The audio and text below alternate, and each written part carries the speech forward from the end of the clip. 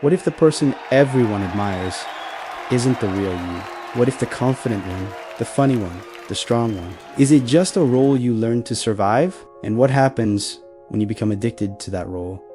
Not to drink alcohol, not to fame, but to the version of yourself that the world applauds. Because the most dangerous addiction is not a substance. It's to a persona. There is a subtle psychological shift that happens when people start responding to a curated version of you. You begin performing.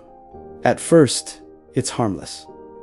You exaggerate confidence. You hide insecurity. You smile when you're exhausted. But eventually, you stop knowing where the performance ends and you begin, and the validation becomes addictive.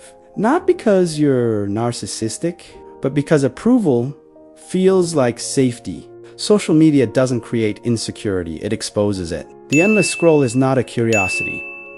It's what are they saying about me? Do they still like me? Am I still enough? The brain starts chasing reassurance, and reassurance becomes a ritual.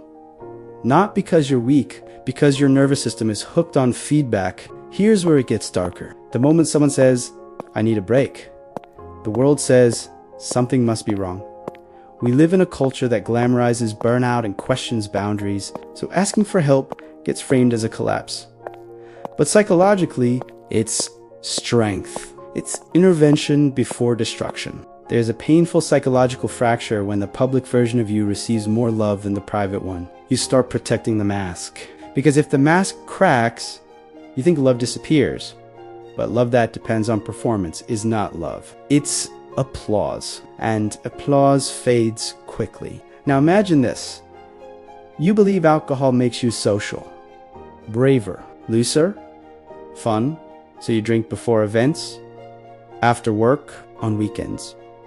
Not because you're addicted to alcohol, but because you're addicted to who you think you are with it. Then one day you remove it, and you realize something terrifying. You were social the entire time. The alcohol wasn't giving you personality. It was numbing insecurity. When you remove a coping mechanism, you don't just remove the substance. You remove the identity attached to it. The fun one, the relaxed one, the life of the party. Without it, you feel exposed. But that exposure is not a weakness. It's clear. Many people who survive identity pressure have one invisible advantage. They witness resilience, a parent who failed publicly but recovered privately, a caregiver who separated rejection from self. When you grow up seeing someone shrug off criticism without collapsing, you internalize that pattern. Resilience is often borrowed before it is built. We fear pressure, but pressure is evidence that responsibility has been entrusted to you. The problem isn't pressure, it's attaching your identity to the outcome. If you fail, you think you shrink. But identity anchored in values doesn't shrink, it adjusts. Pressure reveals structure. Weak structures crack. Strong structures adapt. There is maturity in saying, I love my work, but I don't love the culture around it. You don't have to attend every room. You don't have to chase every spotlight. You don't have to monetize every part of your life.